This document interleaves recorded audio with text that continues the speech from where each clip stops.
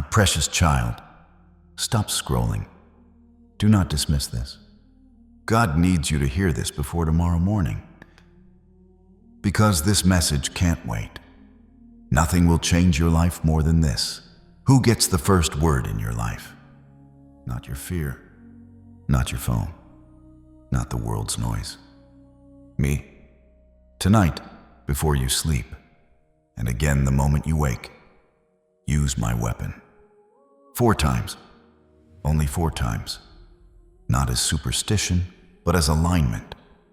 Because when my word becomes your first response, everything that has been resisting you begins to move. You did not click on this by accident. You were summoned here by my spirit because the season of your exhaustion has reached its limit. That fluttering in your chest, that sudden stillness, that is me. I am standing in the room with you, watching the silent battles you fight when the world is asleep. And I am telling you now, the breakthrough you have been weeping for is already in motion, if you will listen and obey what I am about to say. I have seen the nights you spent staring at the ceiling, wondering if the weight on your chest would ever lift. I saw the silent tears you wiped away so no one would notice. I heard the prayers you were too tired to even speak. You have felt like you were walking through thick fog, every step forward like pushing against an invisible wall. Misunderstood, overlooked, pressed to the edge. But understand this, my child. You are not breaking. You are being built. You are not falling apart. You are being formed. The battle has been fierce because what I placed inside you is immense. Now hear me clearly. You have been fighting an invisible war with visible tools. You have tried to solve spiritual pressure with human strength, human logic, and a weary mind. But the battle around your peace, your mind, your home, your finances, and your future is not merely natural. And the enemy's greatest trick has been making you believe you are losing because you are weak, because you failed, because you are not enough. That is a lie from the pit of darkness. Listen to my word with authority. For the weapons of our warfare are not carnal, but mighty through God to the pulling down of strongholds. You are not meant to fight this with willpower. You are not meant to survive by forcing a smile. You are not meant to drag your soul through every week with empty hands. I have a weapon for you, my word, sharp enough to cut through the very stronghold that has been tormenting you. And before I place it in your hand, step out of hiding. Type, "I am here, Lord," or 7007 in the comments right now. Let that be your first act of agreement with heaven. And press like and subscribe. Not for numbers, but as a public declaration that you will no longer treat this war like it is nothing. When you align yourself with my word, you step into my light, and you become part of an army the enemy cannot intimidate. Now prepare your heart, my child. The atmosphere is shifting even as I speak. Before tomorrow morning arrives, you will not be the same if you will do what I say next. 4 times. Only 4 times. Not later. Not when you feel ready. Tonight and at dawn, because the moment my word becomes your first word, the patterns that have been ruling you will begin to break. I see the shadows that linger at the edge of your thoughts. You have often felt a pressure you could not explain, like something is trying to steer you, pull you, exhaust you, and make you forget who you are. It is true. There is a hunter who studies you. He does not attack at random. He watches patterns. He observes the moments when you are hungry, lonely, tired, wounded, or craving approval. He cannot read your thoughts, but he can read your habits. And he uses 3 ancient baits, 3 hooks, designed to keep you bound to a version of yourself that I have already redeemed. I am exposing these baits to you now because a trap uncovered is a trap disarmed, and I need you clear before tomorrow morning. You are not just weak. You are not just broken. You have been pressured in the spirit. But the moment you see the hook, you can refuse the bite. And when you refuse the bite, the hunter loses his power over your direction. The first bait is the lust of the flesh. It targets cravings, the urge to feel something, numb something, escape something. This is not only about immorality. It is the endless hunger to fill an inner emptiness without a relief.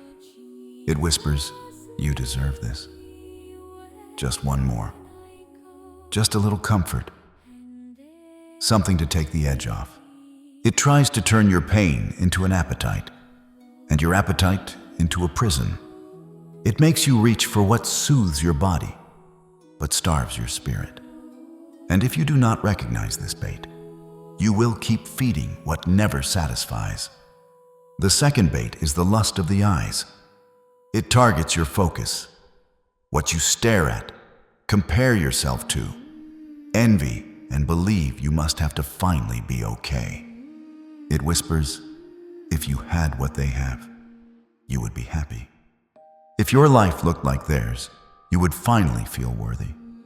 It makes you measure your life with someone else's ruler. It trains your eyes to chase shine instead of substance. It turns gratitude into restlessness and contentment into a constant chase. And the hunter knows that a heart always reaching outward will forget the treasure I have already placed within. The third bait is the pride of life. It targets your identity, your need to be seen, praised, admired, and validated. It whispers, prove yourself, perform, protect your image, be somebody. It pressures you to build a throne out of approval and live for applause instead of my presence. It makes you afraid to be small, afraid to be corrected, afraid to depend on me. And it is the most subtle bait of all, because it can hide inside success, inside ministry, inside ambition, even inside good intentions. The pride of life does not always look like arrogance. It can look like exhaustion from trying to earn what I already freely give. Now listen closely, my child. These are the three baits my word names, because the hunter cycles through them like a skilled fisherman. If craving does not catch you, comparison will. If comparison does not catch you, pride will. He studies which hook makes your heart flinch. But I am teaching you to recognize the hook before it reaches your mouth, so that tonight, before the morning comes, you can break the pattern instead of repeating it. Stay with me, because in the next moments, I am going to take these baits one by one and pull them into the light. I will show you how the lust of the flesh disguises itself as comfort. I will expose how the lust of the eyes disguises itself as motivation. And I will unmask how the pride of life disguises itself as strength. Do not turn away now, because when you can identify the bait, you can refuse it. And when you refuse it, you keep your hands on the weapon I am about to train you to use. My beloved, I have watched you wander through the aisles of your life, searching for something, anything, to fill the echoing hollow within your chest. I have seen the way you try to quench a thirst that has no bottom, reaching for the things of this world to numb a pain that only my touch can heal. I saw you in the quiet hours of the afternoon when the silence became too loud, and you reached for your phone just to feel a spark of connection, even if it was hollow. I saw you looking for comfort in a purchase you didn't need, or in the temporary sweetness of a meal that left you feeling heavier than before. You are not a bad person for these cravings, my child. You are a hungry soul trying to survive in a desert. The flesh is a demanding master, always crying out for more, never satisfied, always promising that the next thing, the next thrill, the next distraction, the next high will finally be the one to bring you peace. But I know the truth. I have seen the exhaustion in your eyes when the excitement fades and the emptiness returns, deeper and darker than it was before. The world is a master of illusions, painting vibrant colors over a decaying reality. It tells you that if you just had more, did more, or experienced more, you would finally feel complete.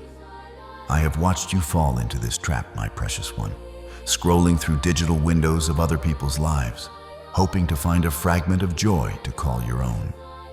But these are mirages in the sand. The lust of the flesh is not only about physical desire. It is the desperate, frantic search for external solutions to internal wounds. I saw you trying to buy your way out of sadness, trying to eat your way out of loneliness, and trying to hide your anxiety behind a mask of busy activity. It is a wearying cycle, a hamster wheel of never enough. I have seen you collapse at the end of the day, feeling like a vessel drained of its essence, wondering where your spark went. You were never meant to be a slave to sensation. You were created to be a temple of my spirit, filled with a joy that does not depend on what you possess or what you consume. Now stop for a moment. Right here, right now, in the middle of this message. Close your eyes and take a deep, slow breath. Can you feel the air entering your lungs? That is my gift to you, the breath of life. And as you exhale, I want you to imagine a river of pure, crystalline water flowing from my throne into the center of your heart. I am the living water. I am here to wash away the grit and the grime of the world's empty promises. Visualize this divine flow rushing into the dry, parched places in your soul where you have felt so much lack. Let it move through the cracks of your brokenness, smoothing the jagged edges of your cravings. You do not need temporary fixes anymore. You do not need to chase shadows when the sun of righteousness is standing before you. I am the only one who can fill the space you have been trying to stuff with the things of the earth. I am enough, and because I am in you, you are enough. The enemy wants you addicted to thirst, because a thirsty soul is a distracted soul. When you are constantly searching for the next sensation, you cannot hear my whisper or see the quiet miracles I am placing in your path. But today, I am breaking the power of that hunger. I am giving you a new appetite, an appetite for my presence, for my peace, and for the deep, quiet satisfaction that comes from knowing you are eternally loved. I am replacing frantic need with calm knowing. I am pulling you out of the shallows of sensation and into the deep waters of spiritual fulfillment. The things that used to tempt you will begin to lose their luster, looking like dull stones compared to the diamond of my grace. You are entering a season where your soul will finally find its rest. No more running. No more searching. No more pretending. Just you and me, in the stillness of a love that never runs dry. My child, I have watched you stare into that glowing screen in the darkness, comparing your behind the scenes to everyone else's highlight reel. I saw the sharp pang in your heart when you saw someone else living the dream you have been praying for. The lust of the eyes is a subtle poison. It tells you that what you have is not enough, that who you are is lacking, and that you are falling behind in a race you never signed up for. You look at polished images, filtered smiles, staged successes, and you feel a deep, quiet shame. I have seen you question my goodness because it seems I am blessing everyone but you. But hear me now. What you see with your physical eyes is often a carefully constructed lie. You are looking at their trophies, but I am looking at your heart. You are measuring your worth by their milestones, but I am measuring your growth by your endurance in the secret places. Do not let your eyes deceive you into thinking that my silence means my absence. I am working on a masterpiece in you that no camera can capture. And then there is the pride of life. That heavy mask you wear when you step out into the world. I see the effort it takes for you to pretend you have it all together. I saw you force a smile when you were falling apart inside. I heard you tell people you were fine when your soul was pleading for help. This pride is not always arrogance. Often it is a shield against the fear of being seen as a failure. You feel pressure to perform, to be the strong one, the successful one, the one who does not need anyone. But this weight is crushing the life out of you, my beloved. You were never meant to carry the world on your shoulders. You were never meant to be a perfect statue for people to admire. I saw the loneliness you felt even in a crowded room, because you believed that if people saw the real you, the tired you, the scared you, the struggling you, they would turn away. But I am the God who looks past the mask. I do not love the version of you that you present to the world. I love the real you, the one who is weeping in the secret place. I want to set you free from the exhaustion of comparison. I want to heal the wound that makes you feel like you must prove your value through your possessions, your status, your image, or your applause. The world says you are what you have, but I say you are mine. The world says you are your mistakes, but I say you are my redeemed. I have seen you work yourself to the bone, trying to gain the approval of people who do not even know your heart. Why spend your precious strength on shadows? I am the one who formed you. I am the one who knows you completely. My validation is the only one that carries the weight of eternity. When you stop looking at the screens and start looking into my word, your vision will clear. You will begin to see that you are not behind. You are being prepared. You are not being ignored. You are being protected from paths that would have destroyed you. Your worth is not a variable. It is a constant. So let the mask fall. Release the hunger to be seen. Release the pressure to be admired. You do not have to perform for me. You do not have to be flawless to be loved. I want the real you, the honest you, the trembling you, the surrendered you. Because when you live for my eyes alone, the opinions of people lose their grip, and the chains around your identity begin to break. My beloved child, I have shown you how the enemy hunts and how he uses the world to blind your eyes. Now I want you to look at the armor I have provided for your protection.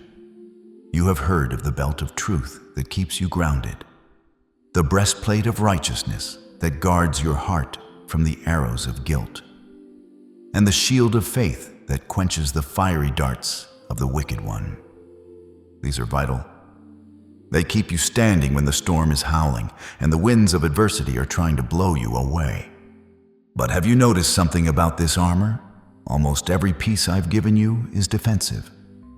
They are designed to keep you from being destroyed, to help you survive the onslaught, and to ensure you are still standing when the smoke clears. And I see you, fully armored, yet exhausted, because you have been taking hit after hit, day after day, just trying to stay on your feet. You are tired of merely surviving. You are tired of getting by. I am here to tell you that you were not created to be a target for the enemy's practice. You were created to be a conqueror. And a conqueror does more than block blows. There is one more piece of equipment in the divine armory, and it is the most crucial of all for the season you are entering. It is the only part of your armor designed for offense. It is the sword of the Spirit, which is my word. In the ancient battlefields, a soldier could have the strongest shield and the thickest armor. But if he had no sword, he could never drive the enemy back. He would eventually tire, his arms would grow heavy, and he would fall. This is why you have felt trapped in a cycle of struggle. You have been defending yourself, but you have not been striking back. When I spoke through my servant Paul in Ephesians, I gave you a direct command. Take the helmet of salvation and the sword of the Spirit, which is the Word of God. Notice what I did not say. I did not say the sword of the flesh, or the sword of human intellect, or the sword of clever arguments. I said the sword of the Spirit. It is a divine edge that cuts through every demonic contract, every generational chain, and every lie that has been whispered into your bloodline for years. It is the weapon that makes darkness tremble and flee. And hear this, my child. My word is not only a weapon, it is also your guidance when the fog is thick and the road ahead feels uncertain. Your word is a lamp to my feet and a light to my path. Even when you cannot see the whole journey, I will show you the next step. Even when you feel surrounded, I will illuminate the way out. The enemy wants you lost in confusion, because a confused soldier is an easy target. But my word turns on the light inside you, and a child who can see cannot be easily trapped. When I say the word of God, I am not speaking of ink on paper gathering dust on a shelf. The sword I am handing you is living. It is spoken. It is breathed from my mouth into your situation. A sword left in its scabbard does nothing to stop an assassin. To be effective, it must be drawn, and it must be swung. This means you must speak my word into your darkness. When the enemy whispers that you will never have enough, you do not just sit in fear. You swing the sword and answer with truth. When heaviness tries to press on your chest and steal your breath, you do not simply hope it leaves. You strike it with what I have said. I have watched you try to argue with darkness using feelings and fatigue.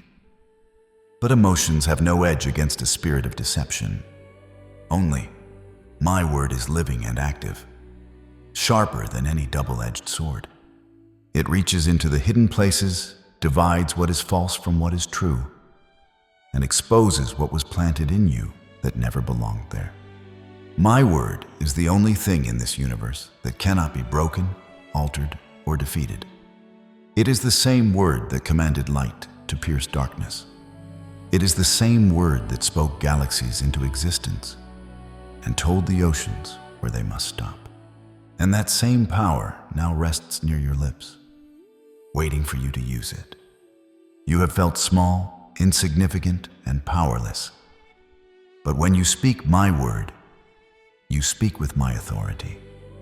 The enemy is already defeated, but he is a squatter on land that belongs to you, hoping you do not know your rights.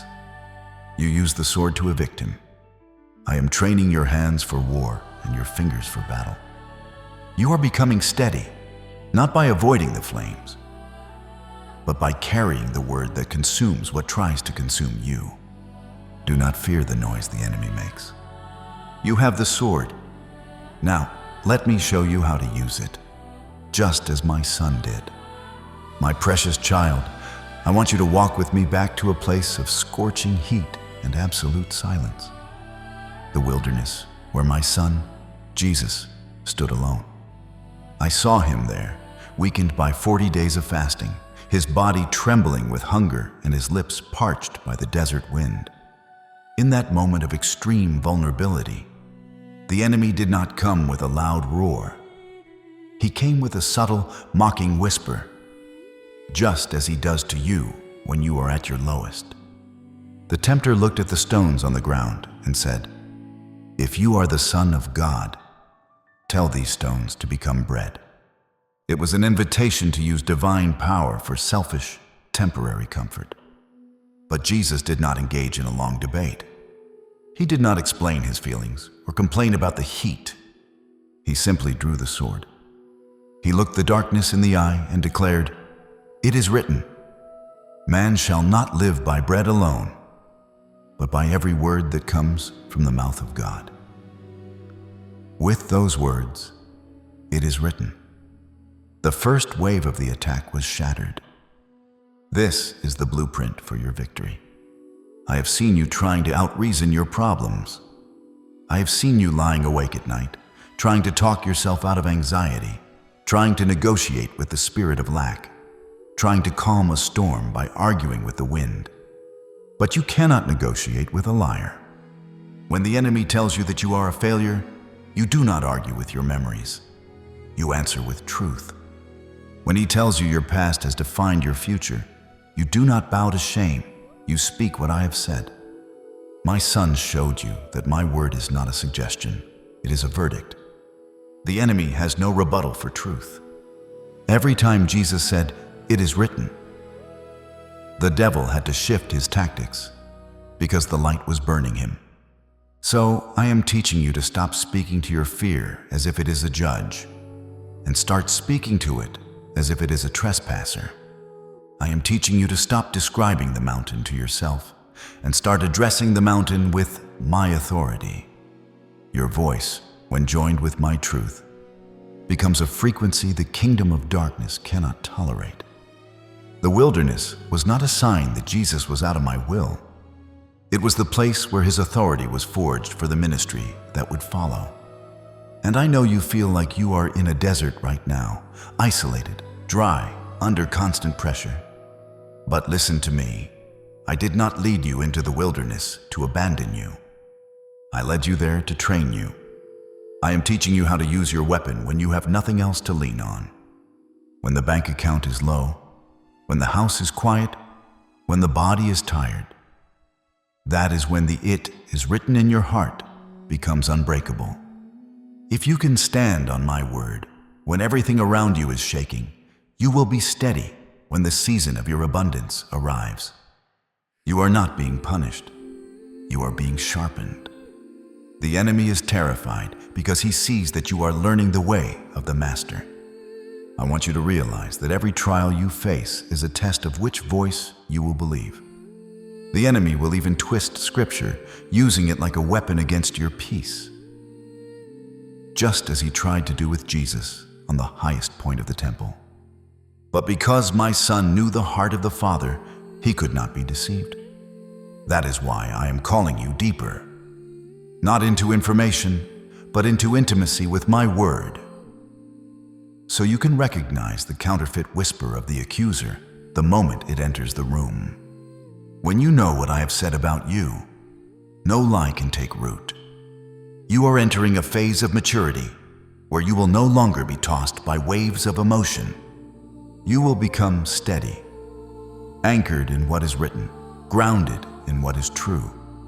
And you will come out of this wilderness leaning on your beloved, armed with a sword that never loses its edge.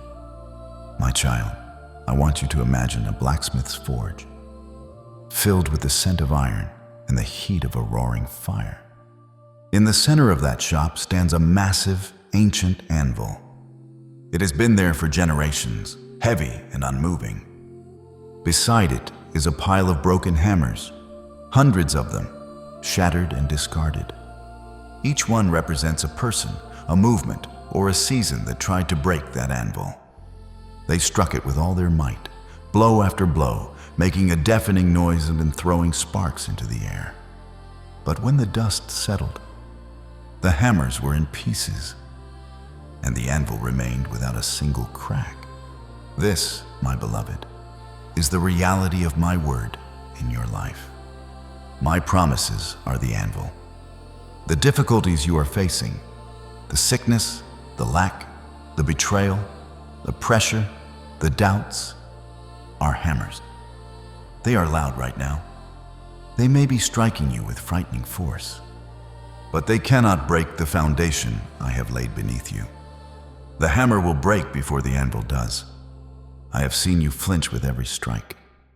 I saw you wonder how much more your heart could take before it shattered under the weight. You have looked at the size of your problems and thought, this is the one that will finally break me. But you are forgetting what you are standing on. You are not standing on shifting sand. You are not standing on the fragile opinions of people or the volatile waves of this world. You are standing on the eternal anvil of my truth. Throughout history, many have tried to destroy my word. Kings banned it. Philosophers mocked it. Empires tried to burn it out of existence. Where are those kings now? Where are those empires? They are gone, scattered like dust in the wind. But my word remains, firm, living, enduring. And the very things striking you now are being used by me to shape you, not to destroy you. The hammer is loud, but the anvil is solid. I have watched you worry about the next blow. You spend your days waiting for the other shoe to drop. expecting more bad news, more pain, more loss. But I am telling you, the hammer is getting tired. The enemy is running out of strength because he is striking against promises that cannot be broken. Every time fear swings, it meets my faithfulness. Every time lack swings, it meets my provision. Every time accusation swings, it meets my love. And the one who takes the damage is the hammer. Stop staring at the hammer. Start standing on the anvil. The noise will not last forever. The blows will not continue endlessly. But my word will remain when the storm is a memory. You are entering a season where you will look back and see broken hammers piled behind you. You will look back at depression that tried to crush you, at debt that tried to bury you, at loneliness that tried to hollow you out. And you will see they all shattered against my grace. You are still here. You are still breathing. You are still moving forward. That is proof that the anvil has been holding you. I am making you steady. I am making you rooted. I am building a strength in you that does not come from perfect circumstances, but from an unbreakable foundation. Trust the process, my child. Trust the anvil. My beloved child, I have seen the way you struggle to change. I have watched you make resolutions in the morning only to feel them crumble by nightfall. You have asked me for a miracle, for a sudden shift that would take away your cravings, your temper, your anxiety, your old patterns that keep returning like waves. And you often feel as though you are fighting against something deeper than willpower. In many ways, you are. When I knit you together in your mother's womb, I designed your mind to be a magnificent garden. But the world has trampled through it, leaving behind deep grooves, tracks of fear, stress, shame, and habits that feel impossible to break. And those grooves become familiar roads. You do not simply wish them away, but I am the great physician, and I have hidden a holy rhythm within the fabric of your life. A pattern that, when you honor it, begins to rebuild you from the inside out. This is what I am calling the law of 4 days. It is not superstition. It is not a religious performance. It is a principle of consistency. Because what you repeatedly take in becomes what you quietly become. When you touch my word only once or twice a week, the world's noise is still loud enough to drown out my voice. It is like trying to wash years of dust off a window with a single drop of water. You may feel a moment of inspiration, but the old atmosphere returns quickly, and the old grooves keep pulling you back. But when you return to my word 4 times a week or more, when you come back again and again, something changes. Not because I love you more on the 4th day. I have always loved you fully. Something changes because your soul begins to shift from occasional contact to steady saturation. Your mind is no longer tasting truth. It is being trained by truth. Your heart is no longer visiting peace. It is learning to live there. And in that steadiness, you will begin to notice the fruit. You may not be able to measure it with neat numbers, but you will recognize it in your life. The sudden spikes of loneliness begin to soften. The sharp edge of anger begins to dull. Temptations that once pulled you like gravity begin to lose their grip. Your reactions start to change before you even realize they are changing. The old triggers do not rule you the way they used to, because a new path is being laid over the old one. Stone by stone, day by day, word upon word. This is the secret of the 4 days. It is not a rule meant to burden you. It is a rhythm meant to free you. I saw you trying to survive on a Sunday-only faith, and I saw how quickly you were drained by Monday afternoon. You were not designed to be a reservoir that fills once a week. You were designed to be a flowing river. And when you return to me again and again, the river begins to move. The stagnation breaks. The heaviness lifts. The fog starts to clear. When you reach this consistency, The peace that surpasses all understanding is no longer a verse you quote. It becomes the air you breathe. The storms of life may still howl around you, but they will no longer live inside you. You have been in survival mode for so long that you have forgotten what it feels like to be truly still. But as you apply this rhythm, the static in your mind begins to quiet. You start to hear my direction in the middle of a busy day. You find yourself answering with grace where you once answered with grit. You begin to respond like someone who is being rebuilt. You are being restructured, my precious one. I am turning your waiting room into a construction site. You are not merely improving. You are being transformed. The old grooves are being filled with my light, and the new paths are leading you forward into the peace and strength I prepared for you. Trust the rhythm. Trust the process. I am making all things new. My child, every morning you wake up, you are standing at a crossroads that determines the climate of your soul for the hours to follow. You are faced with a choice that seems small in the moment, a mere flick of a finger or glance of the eye, but it carries the weight of your entire destiny. On one side, there is the world, a cacophony of voices, headlines, and digital echoes specifically designed to keep you in a state of perpetual alarm and frantic comparison. I have seen you diving into that sea of static before you even offer me your first breath of the day. I saw how your heart rate quickened as you read of wars, economic collapses, and the rising tide of chaos. This is the path of the world's report. It is a path that feeds your anxiety, starves your faith, and leaves you feeling like a helpless leaf tossed in a hurricane. When you choose to fill your container with the world's darkness first, there is no room left for my light to settle. You become a prisoner of the now, unable to see the eternal. I have seen you lose your peace over things you cannot control, all because you allowed the world to have the first and loudest word in your life. But there is another path, a narrow and radiant way that I have paved specifically for your feet. It is the path of my revelation. I want you to look ahead and imagine a future where, despite the storm raging outside, you are sitting in a fortress of absolute, unshakable calm. In this reality, you do not look to the news to tell you how to feel. You look to my word to tell you who you are. While others are frantic, searching for an exit, you are standing firm, knowing that I am your refuge and your strength. I see this version of you, the one who has chosen to silence the world and amplify my voice.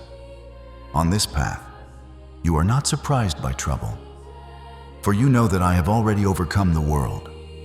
You move with a quiet confidence that unnerves the darkness. You are not checking your bank account with dread, because you are checking my promises with joy. You are not waiting for a man to save you, because you know the King of Kings is already dwelling within you. This is the choice before you today. Will you be a reservoir of worldly fear or a vessel of heavenly power? You cannot walk both paths at once, my beloved. You cannot expect to have my peace while you are feeding on the enemy's propaganda of despair. I am calling you to make a divine trade today.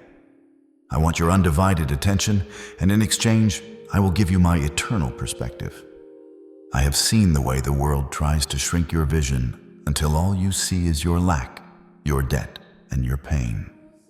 But when you choose my word, I expand your horizon until you see the infinite possibilities of my grace working behind the scenes. Do not let the thief of distraction steal your focus any longer. The world will tell you that being obsessed with its troubles is staying informed. But I am telling you, it is staying imprisoned. Information without my spirit is just a burden that crushes the heart. But revelation is a breakthrough that sets the captive free. The remote is in your hand, my child. I am standing here with the blueprints of your victory, waiting for you to look away from the shadows and into my eyes. Choose the word and watch as the world loses its grip on your heart. My beloved, There is a time for everything under the sun. There is a time to be carried, and there is a time to walk. There is a time to be fed, and there is a time to hunt. I have watched you for a long time, cradled in my arms, and I have delighted in your infancy. But I am looking at you now, and I see a giant who is still wearing the clothes of a toddler. You are still asking me for the same tiny things you asked for years ago. Comfort, ease, and the removal of every minor irritation. I love your dependence on me, but I am longing for your development. I have seen you get frustrated when things do not go your way, throwing spiritual tantrums because I did not answer a prayer in the exact second you demanded. This is the behavior of a child. But you were destined to be a steward, a builder, a protector.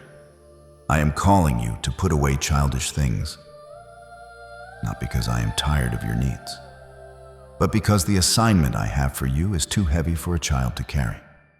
You have been praying for a harvest, but you have not yet learned how to handle the tools of the field. Understand this. My silence is often not denial. It is preparation. I do not give large assignments to small foundations. If I handed you influence, wealth, or a relationship before your character was ready to sustain it, that very blessing could become a snare to your soul. I have seen you admire the giants of faith and wonder why they walk in such strength. It is because they learn to be faithful in the small things, faithful in the dark, faithful when it is hard, faithful when no one is watching. And my word confirms this path of maturity. Let the wise hear and increase in learning. A mature heart is not the one that knows everything. It is the one that keeps growing. It keeps listening. It keeps receiving correction without collapsing into pride or shame. The wise do not demand easy answers. They deepen their roots. You want the crown, but you avoid the training. You want authority, but you shrink from responsibility. Yet I am inviting you into spiritual adulthood, and this is what it looks like. You stop asking only, "What can God do for me?" And you begin to ask, "What can I do for the kingdom?" You shift from being merely a consumer of miracles into becoming a carrier of my presence. You were not created to be entertained by wonders. You were created to be transformed by truth and to distribute my grace to others. It is time to stop being a passenger in your own life and become a co-laborer with me. I have seen you waiting for me to do everything, while I have been waiting for you to take the first step of faith. I have given you the word, the sword, and the authority to stand. Now you must use what I placed in your hands. Growth is not always comfortable. It stretches your faith. It prunes your ego. It chooses discipline over desire and obedience over convenience. It means you do not run from pressure. You let it shape you. It means you stop asking me to remove every weight and you let me strengthen your back. Come out of the nursery of the soul. Step into the war room of the spirit. I have so much more to show you, so much more to entrust to you. But I need the hands of a warrior, not the hands of an infant. And I am not condemning you. I am calling you because I can see what you will become when you finally stand up in the fullness of the life I have been forming in you. My beloved gatekeeper, I am speaking to you who carry the weight of a household on your shoulders. I have seen the nights you spent pacing the floor, looking at the doors of your children's rooms, wondering if you are doing enough to protect them from a world that seems to grow darker every hour. You feel the mantle of responsibility, the fear that the waves of this culture will wash away the values you have tried so hard to instill. I see your weariness, and I hear your silent pleas for their safety, their purity, and their future. But hear me. You were not called to be a guard who relies on human locks and keys alone. You are a spiritual gatekeeper, appointed by my hand to stand in the gap. Your home is not merely a building of wood and stone. It is sacred territory, and I have given you authority to decide what is allowed to cross its threshold. I see the tears you shed for the rebellious child, the spouse who has grown cold, and the harmony that seems to have fled. And I am telling you now, the battle for your family is not lost. It is not finished, and you are not alone. The enemy is not only after your comfort, he is after your lineage. He wants to poison the well of your legacy by flooding your home with subtle toxins, distraction, disrespect, division, and hollow ideologies that leave the soul empty. But I have given you a weapon no cultural tide can overcome. When you bring my word into your home, you are raising a wall the darkness cannot penetrate. I have seen you try to fix your family with arguments, with rules, and with pressure. But those are tools of the flesh that often stir the dust and deepen the wounds. I am calling you to use the sword of the Spirit. Speak my promises over your dinner table. Let the atmosphere of your home be saturated with the frequency of my peace. When you honor my word, I honor your household. I am training you to be a priest in your own home, to cover your loved ones with prayer, to guard the doors of influence, and to bless the generations that will come after you. You are not only a parent or provider, you are a defender for the future. Stand firm at the gate, for I am standing beside you. Do not let the enemy convince you your family is too far gone, or the divide too wide to bridge. I am the God of restoration. I specialize in turning houses into homes and strangers into kin. Keep your hands steady. Keep your heart soft. Keep your spirit awake. The same God who rebuilds ruined walls can rebuild what you thought was beyond repair. And I will do it, not by your panic, but by your faithfulness. One prayer, one word, one act of love at a time. My precious one, I hear the voices that try to scream in the silence of your mind when the world is still and the lights are low. I have seen you sitting in the darkness, paralyzed by whispers that tell you you are a failure, that you have made too many mistakes, and that my grace has finally run out for you. I see how you replay your past on a loop, agonizing over every should have and could have, feeling regret like it happened only moments ago. These whispers are not from me. They are the arrows of the accuser, designed to make you hide from my presence, just as Adam hid in the garden. The enemy knows that if he can keep you drowning in shame, you will never have the strength to reach for the destiny I prepared for you. He uses a voice that sounds deceptively like your own inner thoughts, but it is laced with despair. I saw you hang your head in exhaustion, believing the lie that your best days are behind you and your future is only struggle. But I am here to clear the air. I am here to silence the noise and speak truth that restores your breath. You must learn to distinguish the frequency of my voice from the static of the accuser, for your peace depends on it. My voice does not come to crush your spirit. It comes to correct you in love and to lift you to higher ground. When I speak, there is always a path forward, even in correction. When the enemy speaks, there is only a dead end. He says, "You are a sinner and you will always be one." I say, "You are my child and you are forgiven." He says, "It is too late for you to change." I say, "I make all things new." He says, "You are alone in this fire." I say, "I am with you and I will never leave you." I have seen you fighting shadows, exhausted by guilt I already carried to the cross. Why do you still wear chains from a debt that has been paid in full? Your scars are not proof of your shame. They are proof that the fire did not consume you. They are evidence that you survived what was meant to destroy you. And I am not finished with you. Stop agreeing with the lie that you are unworthy of what I am bringing to your door. Stop calling yourself what the accuser calls you. Lift your head. Come back to my voice. My love is stronger than your mistakes, and my mercy is deeper than your regret. You are not being punished, you are being trained. I know it feels like you have hit rock bottom, but rock bottom can become the strongest foundation on which I build a new life. Stop trying to outrun the storm. Learn to stand in it with me. For I am the God who walks on the waves. Forgiveness is not only a gift for others, it is the act of liberation your soul needs to move forward. Today, I am washing away the residue of regret and the ash of failure. I am replacing heaviness with praise, and I am calling forth the strength in you that you forgot you had. You are a victor, not a victim.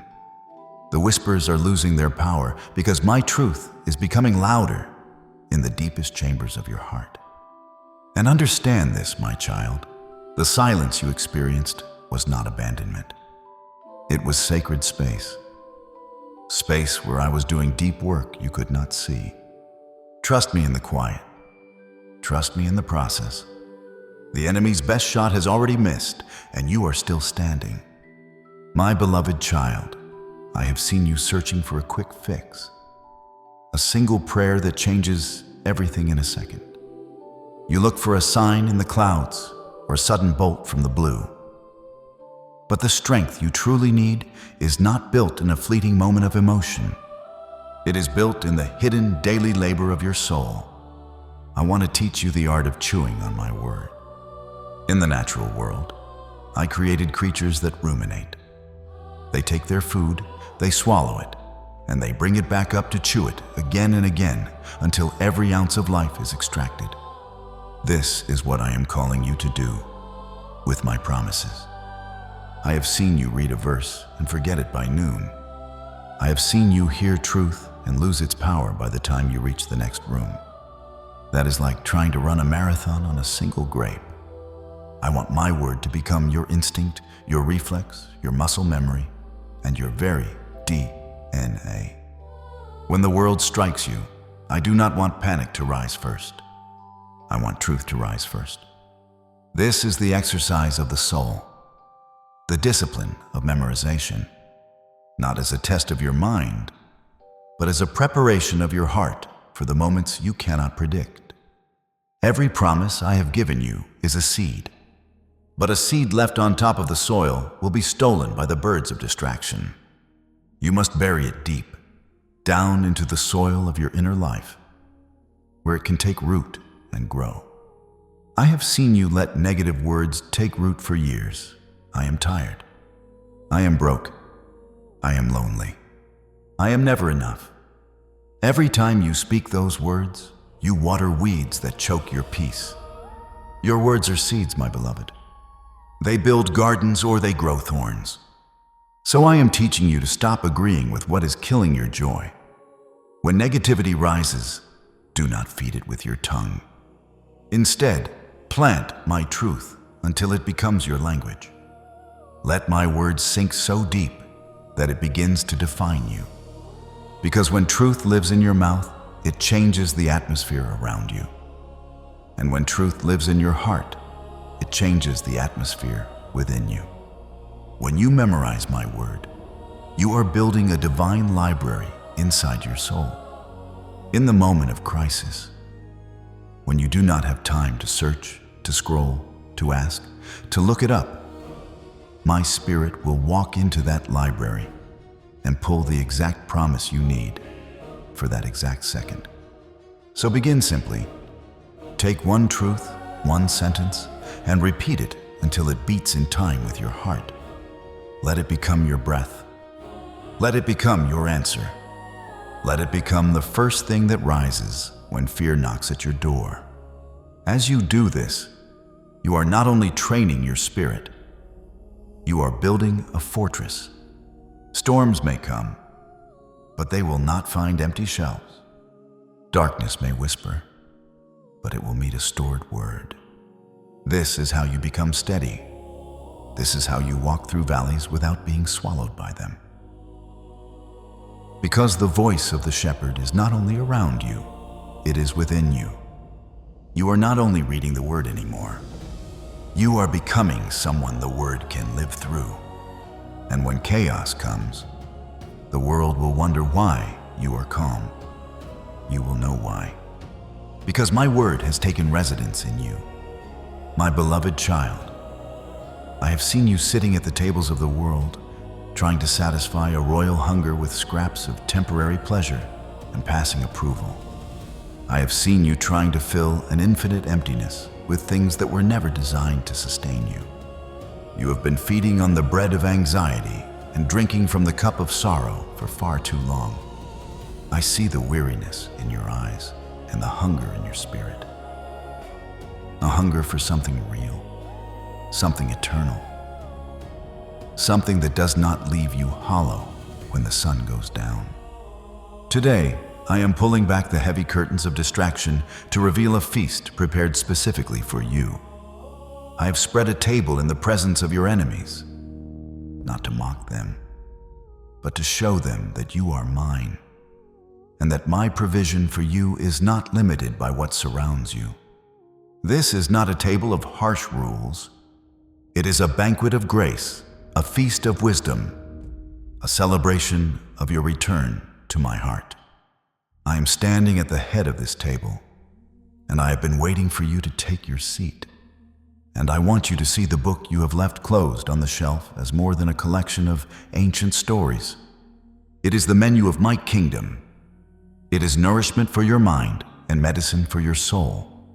I have seen you starving in the midst of plenty because you did not realize the strength you need for tomorrow is hidden in my truth today.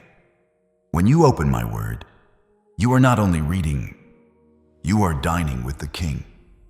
Every promise is a portion. Every revelation is a drink that restores you.